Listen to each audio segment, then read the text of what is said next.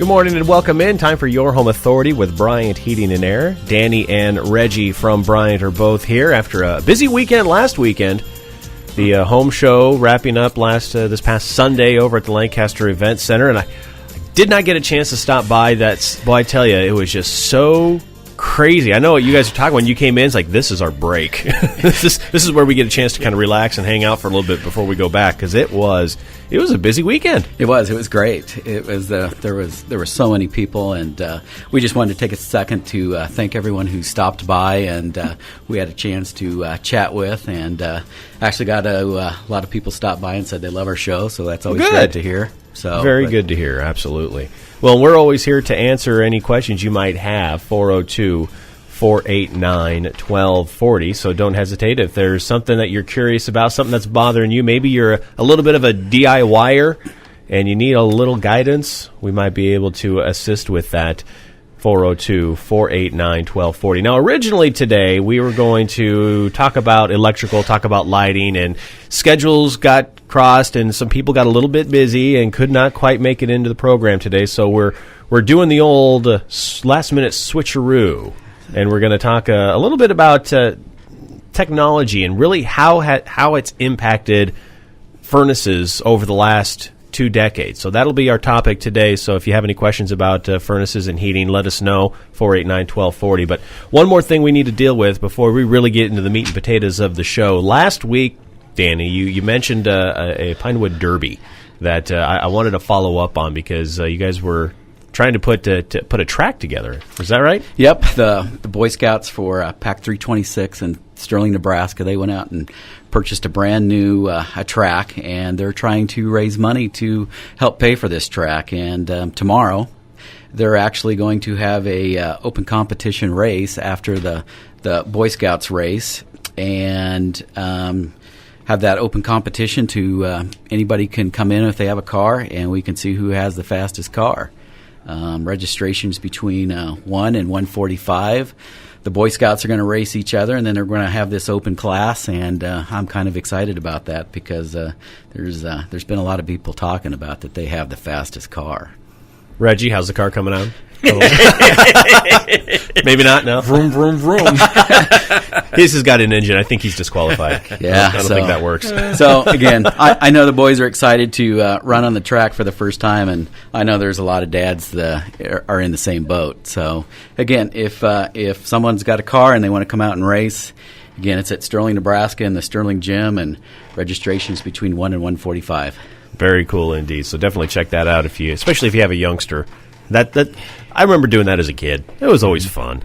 Just you get to make the car and then just see how, okay, I made this. How does it do now? And then you can go back and go, okay, well, it didn't work so well. Why didn't it work? And then tweak it and make a new car. It's just a lot of fun, and it's a great project to do with your parents. Yep, yeah. My son and I, we've definitely been working on one all week, and I think we're about there. Sim sit up a little straighter there. He's like, yeah, we're ready. We're ready to go.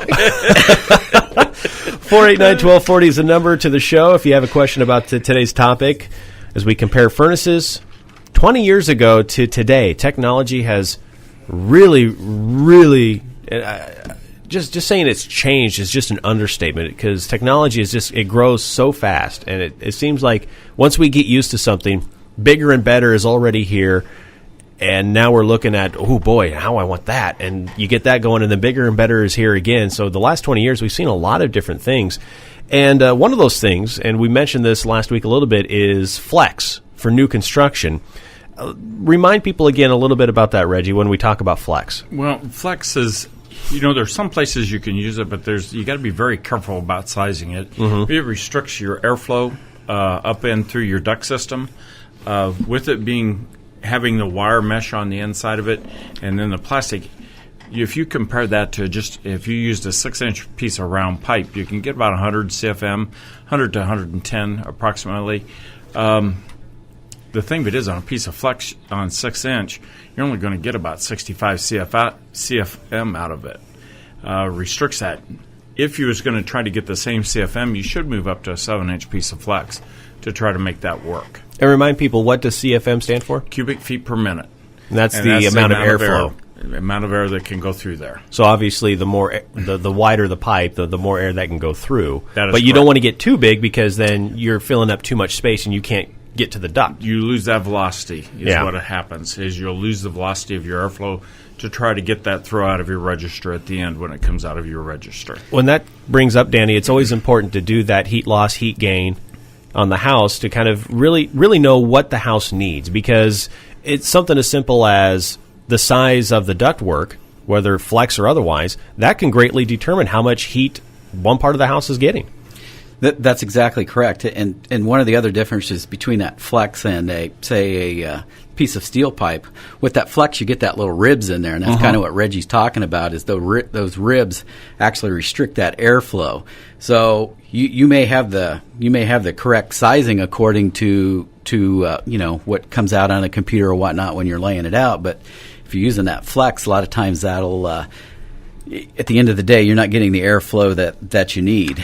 And, we talked a little bit about last week at new construction, or if you're looking at a new home and you go in the basement and you see that flex running everywhere, it's probably something that you definitely need to maybe think twice a little bit about. I know that we talked about this very thing last week, and I know we might have struck a nerve or two with that comment. But if you're not seeing that metal pipe, you maybe definitely want to think twice about that house. Well, and one of the things we mentioned last week, when you're looking at building a house, or even if you are looking at a new house to buy, it's already been built, it's been around for 5, 10, 15, 20 years, whatever it might be, it's always a good idea to call up Bryant, to have them come out and take a look at the unit, take a look at the house, and see how things are, so that before you even buy it, you kind of know how the HVAC system looks, because that deals so much. And I know this for a fact, because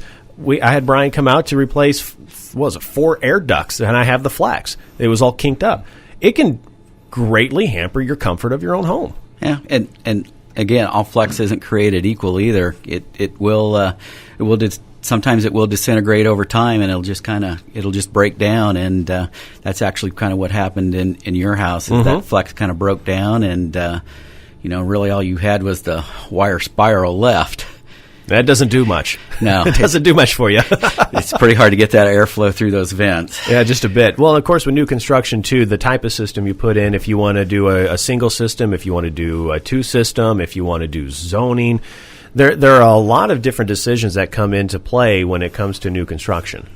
And you really want to make sure you do the right thing. Whether, and it's not just about comfort, but it's also about efficiency. It's also about saving you money down the road, too, because you don't want to do anything that's going to cost you more.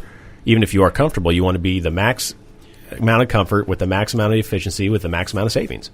Yeah, and when you're looking at over a 30-year loan, depending on what your loan payments would be, even by moving up into a higher piece of equipment, it comes out to very minimal amounts that it's going to actually raise the cost of your loan payment at the end.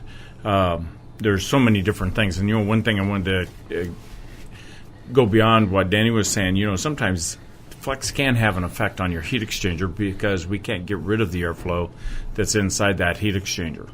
And it makes it harder to try to get things out of there, which you increase the static. It's trying to fight itself. The other day I seen a furnace where when they installed it, the doggone thing was almost 19 and a half inches wide. It tapered down to a 14-inch evaporator coil that was sitting on top of it. Wow. And I didn't say anything first. He's looking at buying a new system. And pretty soon he asked me when I got ready to leave, he wanted to know, he says, "Do you think my unit's noisy?" And I says, "Well, to be honest about it, yes." There was no other answer to say, yes, it is. I'll be honest. And then he was kind of wondering why, and I started to explain things like that. When you get that much static against your blower system, it weakens it down. But the worst part of it is like his heat exchanger and everything.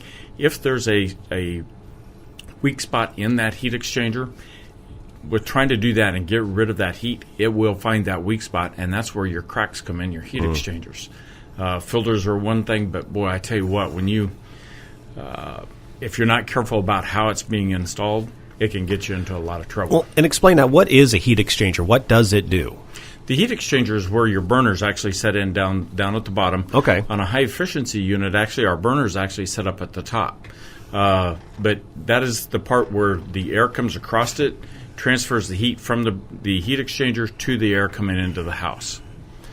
Why would they crack, I guess? What would cause, is that just over time, or is there something specific going on sometimes it could be over time, but most of the time that what I've seen over the years when I was in the service department and everything else, it was because either filters were plugged up, you're adding stress to that heat exchanger, and the gas pressure sometimes on furnaces may not be set correctly. If it's set too high, if nobody's ever checked the gas pressure on that piece of equipment, that'll show up. Just not having the right size duct system inside the house will also shorten that life expectancy. And a lot of times those units that only last 3 to 5, maybe 7 years, it's because it's not set up properly instead of lasting that 15 to 20 years. When you want to think of a heat exchanger, you want to think of like a piece of metal. You ever take a piece of metal in your hand and you start bending it back and forth, and eventually that metal fatigues and it'll break? Sure, it finally snaps. A heat exchanger is pretty much the same concept. Your heat exchanger heats up, say 175 degrees, so it expands, and then it cools down, say room temperature 70 degrees, so it wants to contract. So you're getting that. So you're actually getting the same effect on that heat exchanger over time as the analogy of using that piece of metal going back and forth, and it's just a matter of time. Eventually, it will fatigue and it will crack. And if you've got a cracked heat exchanger, you're saying, okay, what's that mean? Well, what that means is you're getting that carbon monoxide in your home. You're getting that odorless gas in your home. And again, I just take a second. It is so critical to make sure that you have a carbon monoxide detector in your home, because you don't know when it might happen. And again, it's colorless, it's odorless, but that is the cause of this heat exchanger cracking, and that's why it's so critical that when we go out on a service, whatnot, we're always looking for cracked heat exchangers, because again, that carbon monoxide, it'll kill you. That's serious stuff. I mean, it's very important, like you said, to have one of those detectors. Put it right next to the smoke detector. I mean, just have two of them right next to each other. That's all you need to do. And that's exactly right. And also with those carbon monoxide testers, you got to remember there's about a 5-year life on it. I think the carbon monoxide detector that we sell has about a 7-year life, but they're not designed to last 10, 20 years.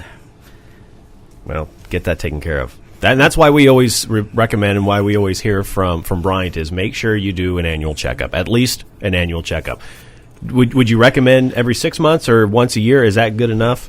Actually, I would recommend it twice a year. Twice a year? That's what I'd like to see, because when you come out in the spring, you're trying to do the air conditioning, and that's a little different concept of everything taking place. When you're coming out in the fall, you're actually doing the furnace, and that's where all the gas, your flue gases and everything. If you try to do them both at the same time, things can happen between that time when you maybe did the furnace in the spring and during the fall. Say a bird happens to get down inside the flue. That can happen very easily. And then he builds a nest up in there. Well, you go ahead and you start it up, and then things start happening. It's always to try to find out that stuff at the time when a service technician's there, because he may not have known that in the spring. Yeah.